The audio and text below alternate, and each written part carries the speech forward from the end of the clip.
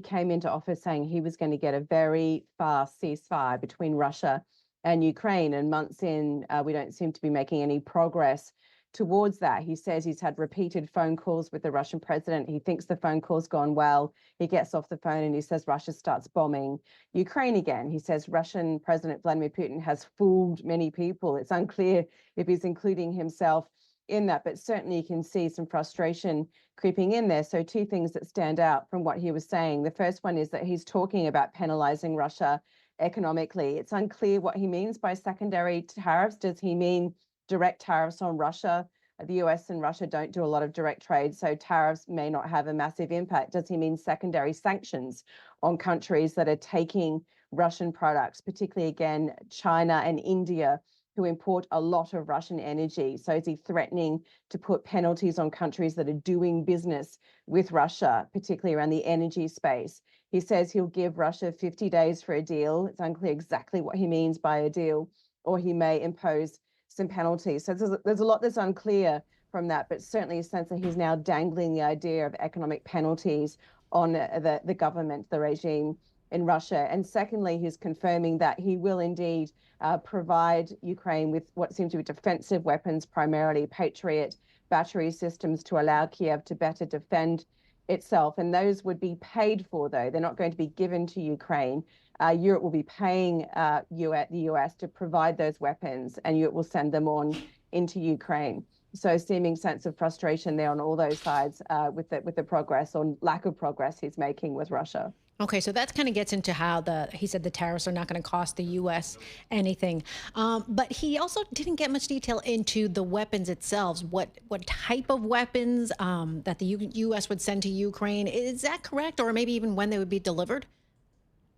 Well, he said they'd be coming soon, and the NATO Secretary General, he was with him, said that these could move quite quickly because there are Patriot batteries, it seems, in Europe that could be purchased and sent on relatively quickly.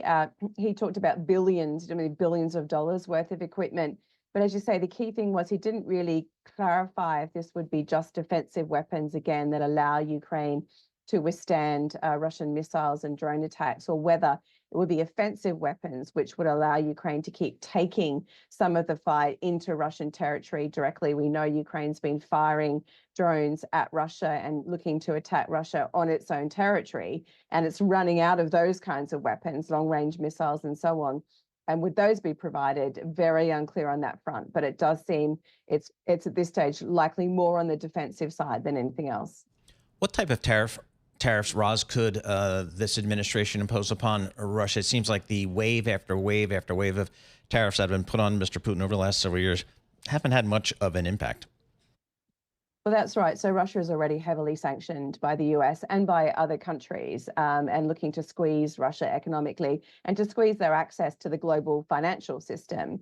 But that hasn't stopped Vladimir Putin in his war in Ukraine. His economy is on a war footing. We know there are weaknesses in the Russian economy, but equally for now, he's been able to keep going. The question is, for how long, given those cracks that we're starting to see in his economy? So further sanctions or tariffs or whatever you want to call it on Russian exports to the US, that's unlikely to have a major impact because there's not much that Russia is sending directly to the US. The real impact would be to come at countries, again, China and India primarily, who are buying a lot of energy from Russia, and that's giving Russia access to hard currency to fund their war in Ukraine. And if you penalize China and India for buying oil, for example, from Russia, that could have an impact. But that's the question of where we're unsure if that's how far Donald Trump is prepared to go. For now, he's threatening this. He's not actually saying he's going to impose it, but he's putting it out there in the conversation.